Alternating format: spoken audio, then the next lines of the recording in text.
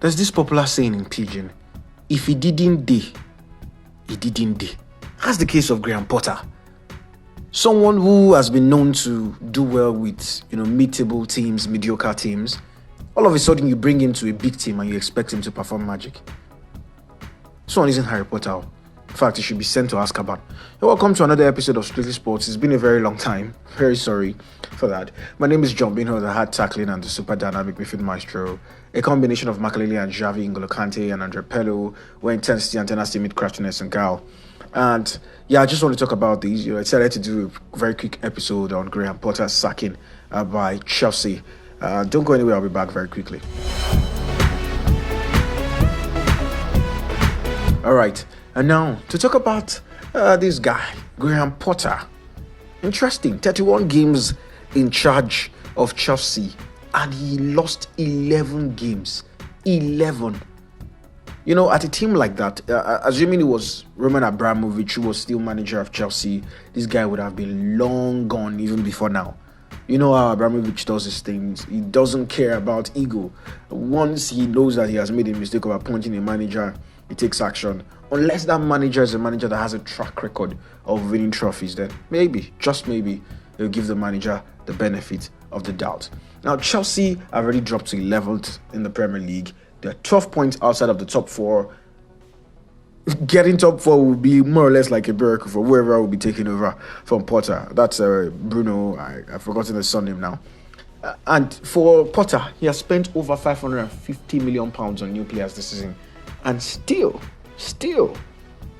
he's given the club nothing but heartbreaks, to the fans here and there. Now, Chelsea will be playing against Liverpool on Tuesday, and then there'll be the game against Real Madrid as well on the 12th of April. And it begs the question, what will happen in those games now that Graham Potter is gone? This promises to be interesting, eh? You know how these teams work.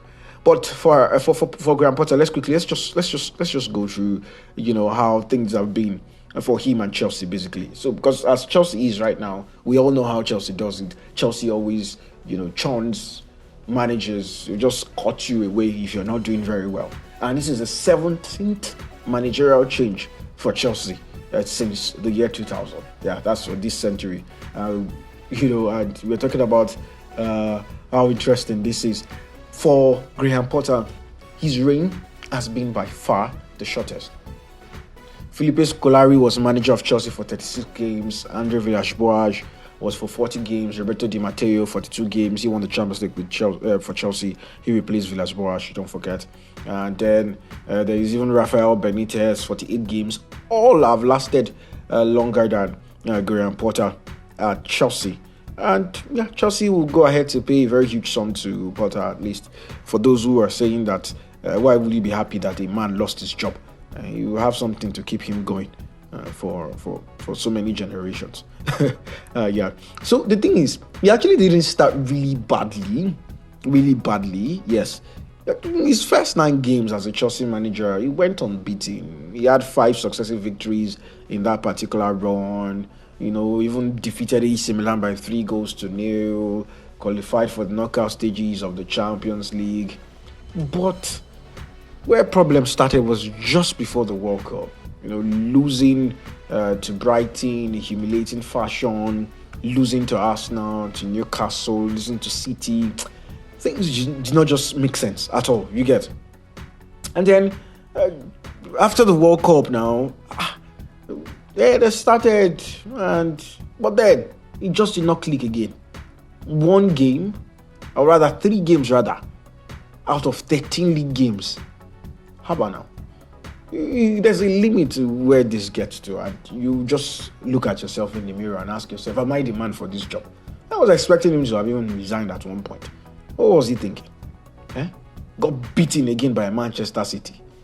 And then almost got knocked out by Borussia Dortmund, if not for the second leg heroics by some of the Chelsea players. But it is what it is, For a man who, while at Östersund, that is, he took them from the 4th tier to the top flight of the Swedish league, gaining 3 promotions. But that's Sweden, isn't it? Then it was at Swansea, the 2018-2019 season as well. Did a little bit of magic, finished 10th in the championship. Let me not even talk about that. You understand where I'm going to, Abby? Uh-huh. And then went to Brighton. 3 seasons in Brighton, did well with them. They had their best finish ever last year, 9th, and then Todd Boehly and co thought, let's bring him to Chelsea. Let's bring him to Chelsea. It makes sense. Yes, we know. We all, not we all, but couple of people, few people here and there thought he might just be the real deal. I think even John Terry at one point was impressed.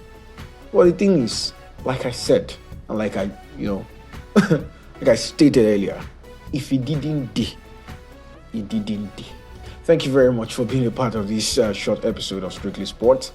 It's been, fun time talking to you again. Don't forget to spread kindness around wherever you find yourself. Bye for now.